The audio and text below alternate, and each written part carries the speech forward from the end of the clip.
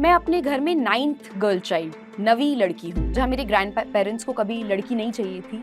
मतलब मेरे होने पर शोक भी मनाया गया। जैसे कि आपके पास इतने सारे स्टूडेंट्स आते हैं, एस्पिरेंट्स आते हैं जो इंटरव्यू देते हैं, तो आप ऐसी कौन-सी ट्रेड्स देखते हैं उनमें कि हाँ यार, ये मतलब आए थे हमारे पास तो इनके अंदर ये क्वालिटीज़ थी? मैं शेयर करना नहीं चाहती थी, पर अब आपने पूछा है तो मुझे बताना पड़ेगा। इस तरीके से आप सोशल मीडिया में जानी जाती हैं, क्या उसके पीछे मेहनत के साथ ही खूबसूरत होना सच में सपोर्टिव रोल प्ले करता है? मैं इस क्वेश्चन को पास करना चाहूँगी।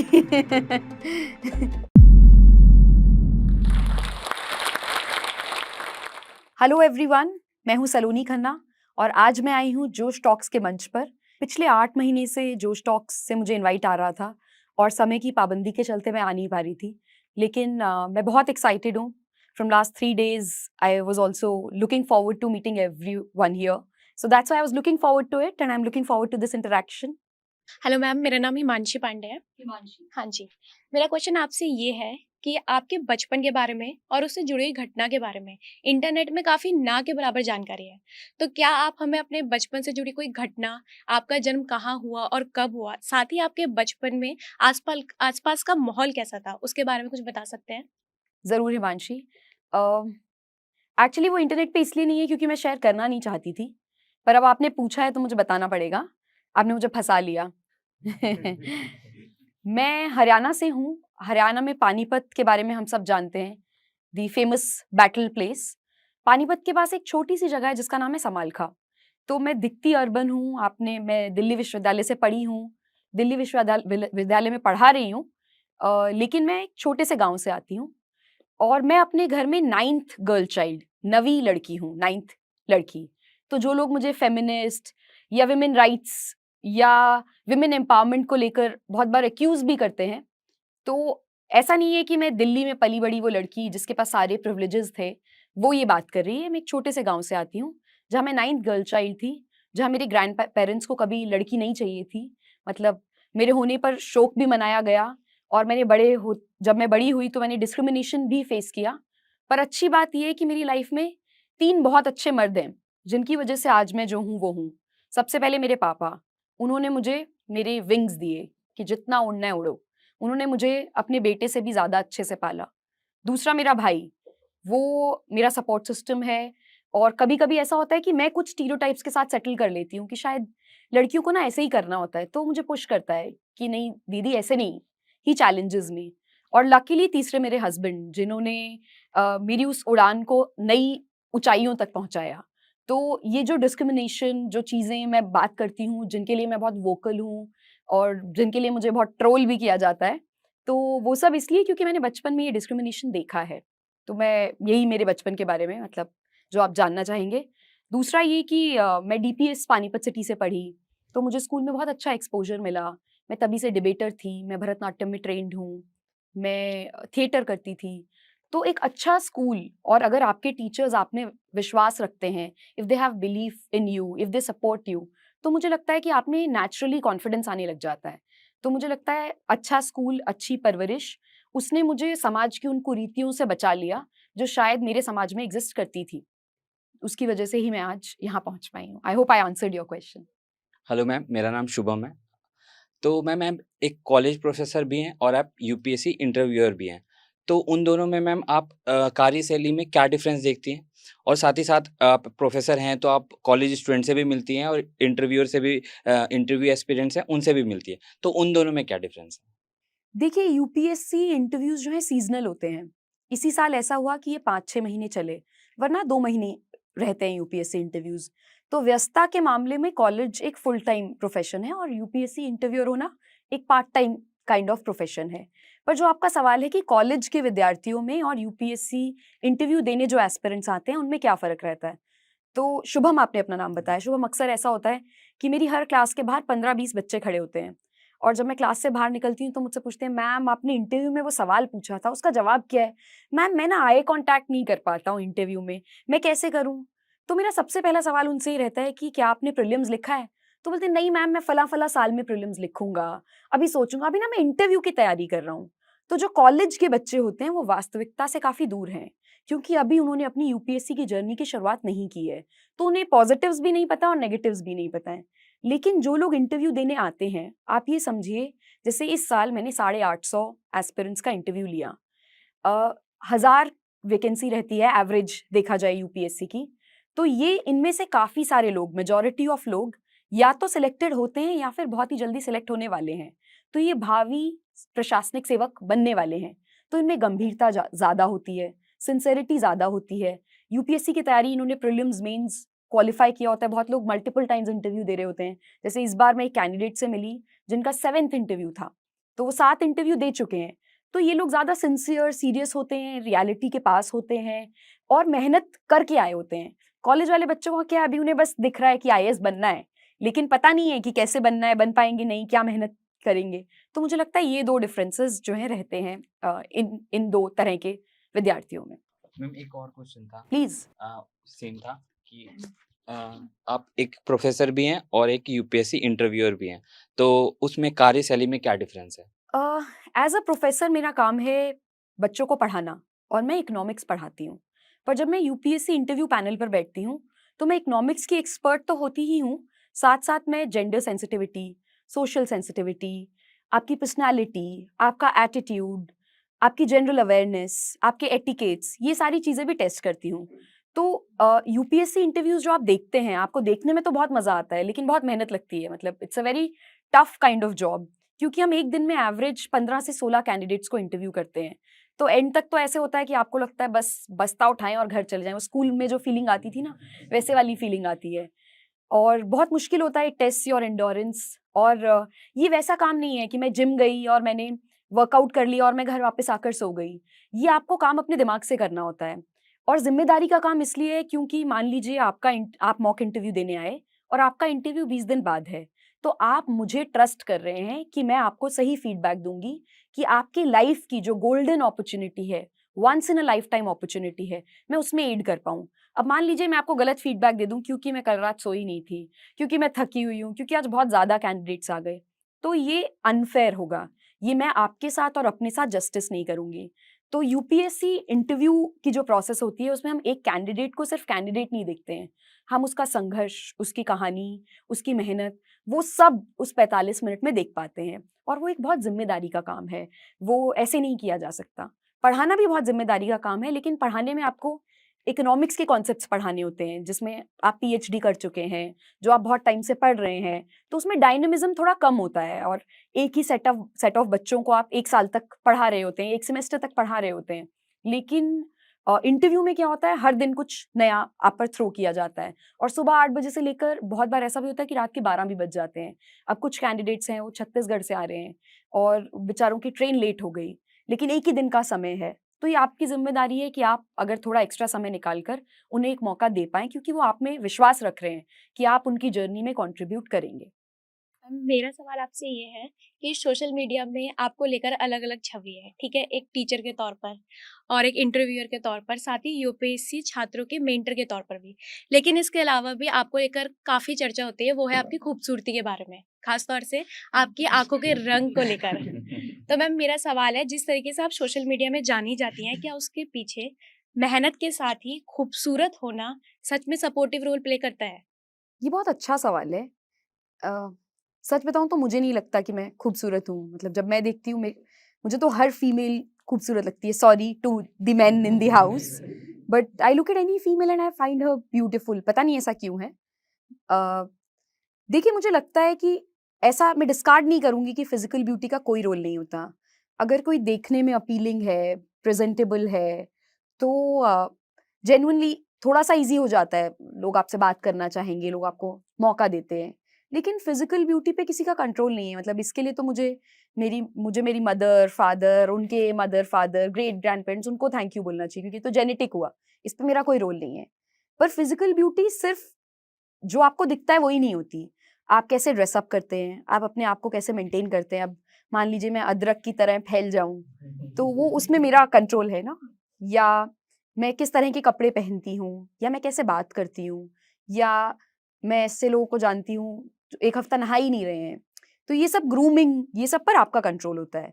तो ये आपकी सही बात है कि फिज़िकल ब्यूटी कहीं न कहीं हेल्प करती है, बट इसका एक ड्रॉबैक भी है। ड्रॉबैक ये है, मैं दिल्ली यूनिवर्सिटी में डिबेटर थी और मैंने 500 से अधिक डिबेट्स जीती हैं। मतलब शायद 20-30 डिबेट्स होंगी जो मैं हारी होंगी, और वो मुझे याद भी नहीं। जो मैंने जीती हैं वो मुझे याद है।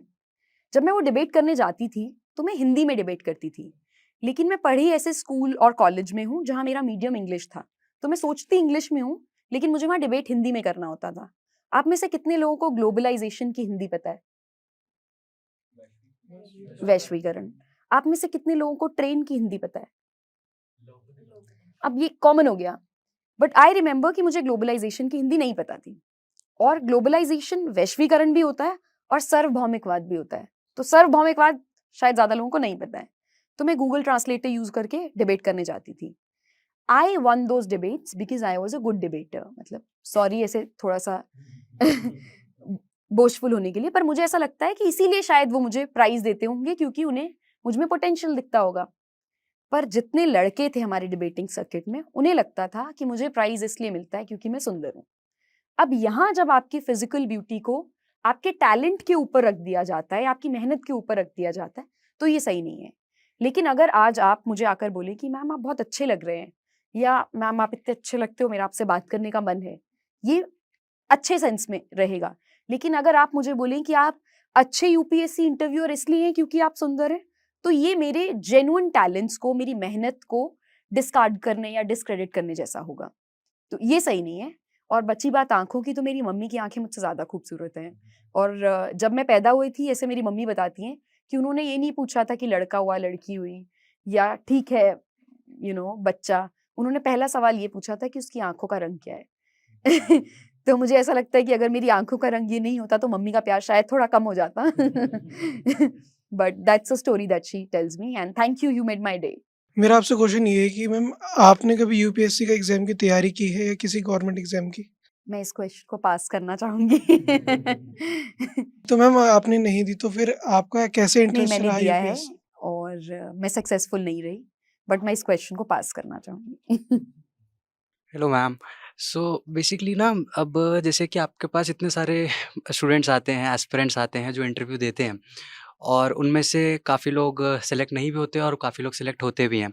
तो जो लोग सेलेक्ट हो जाते हैं और जो लोग नहीं होते, तो आप ऐसी कौन-सी ट्रेड्स देखते हैं उनमें कि हाँ यार, ये मतलब आए थे हमारे पास तो इनके अंदर ये क्वालिटीज़ थी, एक एस्पिरेंट से एक ऑफ़िसर बनने की। तो वो कौन-सी क्वालिटीज़ ऐसी आपने स्पेसिफ़िक नोटिस करी आपके इस फुल एक्सपीरियंस में, जो आप थोड़ा-सा बताएँ कि वो उस एस्पिरेंट में थी और फिर वो आईएएस क्वालीफाई भी कर चुका है? सो वैसा।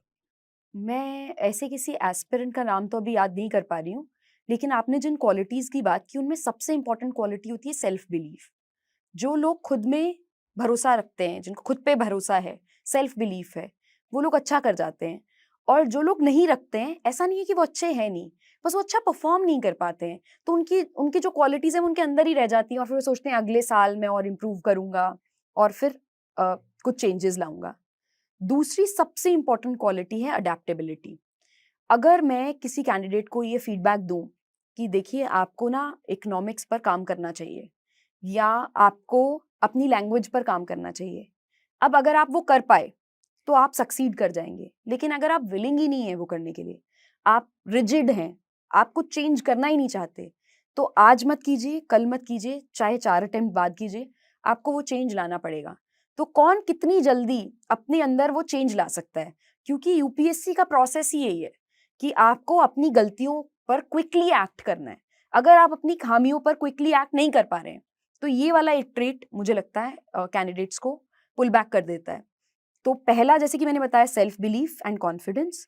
दूसरा, ability to change yourself, learn from your mistakes रहेगा। और तीसरा जो ट्रेट रहता है वो रहता है कि बहुत सारे कैंडिडेट्स को अपनी एबिलिटीज का अनरियलिस्टिक एस्टिमेशन होता है। मतलब वो ओवर कॉन्फिडेंट होते हैं, उन्हें लगता है कि हम तो कर ही लेंगे, अरे मेहनत करने की क्या जरूरत है, मेंस निकाल लिया तेरे भाई ने, अब क्या बचा है। ऐसे वाले होते हैं ना बहुत कैंडिडेट्स। तो there is a thin line between confidence and over confidence. मुझे लगता है ये वाली जो ट्रेट्स हैं, ये डिफरेंसेस लाते हैं। I have just 2 questions, very simple. पहला क्वेश्चन ये है मैम कि बहुत सारे सिविल सर्वेंट जो अभी क्वालिफाई हुए आपके यहाँ पे इंटरव्यू के लिए आए थे एंड आपने इंटरव्यू भी लिया उनका। सो लाइक जब आप उनको देखते हैं, जब इंटरव्यू आप उनको उनकी इंटरव्यूज़ ले रहे होते हैं, तो क्या वो पर्सनैलिटी ट्रेट्स आप बेसिकली खोज रहे होते हैं? हालाँकि इसका आंसर आपने दिया था बट स्पेसिफिकली मैं जानना चाहूँगा। एंड देन मैम क्या ऐसा बहुत अलग दिखा और कुछ कोई एक ऐसे कैंडिडेट थे क्या जिनका आपने कुछ क्वेश्चंस पूछा और आपको लगा हो कि यार क्या आंसर दिया है इसने? So that was fun first question. Now second one I will ask later. Okay. तो ये आपकी बात सही है, ऑफिसर लाइक क्वालिटीज टेस्ट की जाती हैं। अब आपने कहा कि मैं प्रिसाइजली बताऊं क्या, तो प्रिसाइजली ये कि आप कम्युनिकेशन आपका ठीक है, आप बोलते हैं कि आपने इंजीनियरिंग की लेकिन आपको सर्किट्स के बारे में बेसिक बात ही नहीं पता है, या आप बोलते हैं कि आप डॉक्टर हैं पर आपको प्रिस्क्रिप्शन की क्या इंपॉर्टेंट चीज़ें हैं यही नहीं पता है, या आप बोलते हैं कि आप इकोनॉमिस्ट हैं पर आपको ये नहीं पता कि डिमांड कब नीचे होता है या ऊपर होता है। तो ऐसी बेसिक चीज़ें आपके सब्जेक्ट को लेकर टेस्ट होती हैं। फिर टेस्ट होता है आपका एटीट्यूड, जैसा कि मैंने बताया। तो एटीट्यूड से मेरा मतलब ये है कि अगर मैं आपको बोलूँ कि मैं आपको आज बस्तर में कहीं पोस्ट कर देती हूँ तो वहाँ आप ट्राइबल्स के लिए क्या करेंगे? तो अगर हरियाणा का कोई लड़का हो बोले मैम मेरे को नहीं पता क्या होता है ट्राइबल्स के लिए, तो that's not the kind of attitude you need in a civil servant. You can have it in any other person, पर एक सिविल सर्वेंट में क्या एटीट्यूड होना चाहिए कि उसे बेसिक पता हो कि वो क्या करेगा, या एम्पैथी हो, या वो रिलेट कर पाए, तो ऐसे वाली क्वालिटी। फिर ईमानदारी, आप जानते हैं देश में अभी ईमानदारी की सबसे ज़्यादा ज़रूरत है। तो अगर आप एक इंटरव्यू में ईमानदार नहीं हैं, तो जब आप एक अथॉरिटेटिव पोजीशन पर होंगे तो आप ईमानदार रहेंगे, इसकी क्या गारंटी है? तो ऐसे वाला ट्रेट कि आप छोटी चीज़ में ईमानदार हैं नहीं। जैसे मैं मान लीजिए अभी आपसे पूछूं कि what is the biggest mistake of your life, और आप बोले ma'am the biggest mistake of my life is that I did not listen to my father, तो मुझे भी पता है आप झूठ बोल रहे हैं। या मैं आपसे पूछूं कि क्या आपने कभी कुछ इलीगल किया है, और आप उस पर छूटते ही बोलें कि हाँ मैम मैंने तो ड्रिंकिंग एज से पहले ही अल्कोहल कंजम्पशन कर लिया था। तो अब इसीलिए ये क्वेश्चंस आपकी पर्सनालिटी को टेस्ट करते हैं। आपने सच बता दिया कि मैम मैंने तो ड्रिंकिंग एज से पहले ही कर लिया था, या एक लड़का था वो बहुत ब्राइट लड़का था, उससे मैंने पूछ लिया कि अगर आपके पेरेंट्स आपके स्पाउस को पसंद नहीं करते हैं और इवेंचुअली ऐसा होता है कि आपकी वाइफ जो है वो बोलती है कि मैं आपके पेरेंट्स के साथ नहीं रह सकती, तो उसने कहा नहीं मैम ये तो नहीं हो पाएगा, मैं तो अपने पेरेंट्स को ही चूज करूंगा। तो मैंने बोला क्यों चूज करेंगे आप अपने पेरेंट्स को? नहीं, उन्होंने मुझे पाला पोसा बड़ा किया है, तो मेरी वाइफ को एडजस्ट करना पड़ेगा। और बाहर जाकर वो बोल रहे हैं कि नहीं मैम मैं एक्चुअली ना ये बिलीव नहीं करता था, पर मुझे लगा ये सही आंसर होगा। So what I am trying to say is कि ऑनेस्टी इंपॉर्टेंट है। ऑनेस्टली शायद वो यही करेगा कि अपनी वाइफ को बोलेगा जो मर्जी एडजस्ट करो, बट राइट वे क्या होगा इसको करने का कि मैम मैं अपनी वाइफ को समझाऊंगा, मेरी वाइफ भी मेरे लिए उतनी जरूरी है जितने कि मेरे पेरेंट्स, मैं अपने पेरेंट्स को भी समझाऊंगा। उसके बाद भी अगर कोई हल नहीं निकला तो मैं थोड़े टाइम अलग रहूंगा, और फिर जब मेरी वाइफ को मेरे पेरेंट्स की नीड फील होने लगेगी तो मैं करूंगा। या फिर बेस्ट आंसर ये होता जो मैंने उसको कहा था कि आप उससे बोलिए कि मैं पेरेंट्स के साथ रहना चाहता हूँ, वो चाहे आपके पेरेंट्स हो चाहे मेरे, वो चाहे लड़की के पेरेंट्स हो या मेरे, आप रहना पेरेंट्स के साथ चाहते हैं ना। जब आप सामने वाले को ये बोल देंगे कि मैं पेरेंट्स के साथ रहना चाहता हूँ क्योंकि मुझे फैमिली के साथ रहना ज्यादा अच्छा लगता है, तो उससे सामने वाले का भी आप में कॉन्फिडेंस आ जाएगा। तो इस तरह के जो जवाब होते हैं आपको वो देने चाहिए। और ये जवाब, ये आप देखिए ये कोई पर्सनल सेटिंग नहीं है कि आप यहाँ जाकर यू कैन बी योरसेल्फ कि मैं तो यही हूँ, मैं यही इंसान हूँ, तो मैं यही इंसान दिखाना चाहता हूँ। इतना भी प्रेशर नहीं लेना है ऑनेस्ट होने का, आपको स्मार्ट भी रहना है। आप ये नहीं कि वहां जाकर बता दें मैम मैं तो 12 बजे ही उठता हूँ, मेरे से तो सुबह उठा ही नहीं जाता। We don't need to know that. If I am asking your weakness you can say that I struggle to wake up early in morning, पर आप बोले मैम 12 से पहले नहीं हो सकता, तो इतनी ऑनेस्टी की भी जरूरत नहीं है। और आपका दूसरा सवाल आपने क्या इसके बाद क्या पूछा था? मैंने पूछा था मैम कि कोई ऐसा कोई इम्पैक्टफुल आंसर आपको मिला हो जब आप क्वेश्चन पूछ रहे थे? इम्पैक्टफुल आंसर मुझे मिला हो जब मैं क्वेश्चन पूछ रही थी, बहुत सारे हैं एक्चुअली, मैं अभी रिकॉल नहीं कर पा रही हूँ, बहुत सारे हैं। जैसे एक कैंडिडेट हैं जो अब आईपीएस बन गए, उनका नाम है प्रशांत किरण। तो मैं बहुत क्यूरियस थी कि किरण नाम का सरनेम तो मैंने कभी नहीं सुना है, तो मैंने उनसे पूछा कि आपका सरनेम किरण क्यों है? तो उन्होंने मुझे बताया ये मेरी मदर का नाम है। तो मुझे लगा इस कैंडिडेट को फंसाना चाहिए, तो मैंने उससे बोला आपने अपने फादर का नाम क्यों नहीं रखा?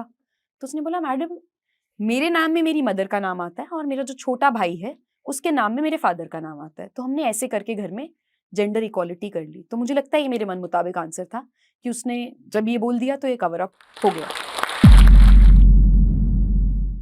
हेलो स्टूडेंट्स, मैं हूं एम के यादव। जोश ने मुझे रिक्वेस्ट किया कि उसके जो लाखों यूपीएससी एस्पिरेंट्स हैं उनको बहुत फाइनेंशियली दिक्कतें आती हैं, जहां एक हाई क्वालिटी एजुकेशन नहीं मिल पाती है एक अफोर्डेबल रेट पे। सो मैं बहुत खुश हूं ये बताते हुए कि अब ये दोनों चीज़ें, हाई क्वालिटी एजुकेशन एक अफोर्डेबल रेट पे, अब मैं जोश की पूरी फैमिली को दूंगा। तो अब हर हफ्ते जोश टॉक यूपीएससी के चैनल पे आके मैं आपको टिप्स एंड ट्रिक्स बताऊंगा कि यूपीएससी एग्जाम को आप कैसे क्रैक कर सकते हैं। और दूसरा, जो भी बच्चे मुझसे फाउंडेशन कोर्स पढ़ना चाहते हैं उनको मैं एक बहुत बड़ी स्कॉलरशिप भी दूंगा। अगर आप ये अवेल करना चाहते हैं तो नीचे डिस्क्रिप्शन में एक लिंक है। तो चलो आज का टॉपिक शुरू करते हैं।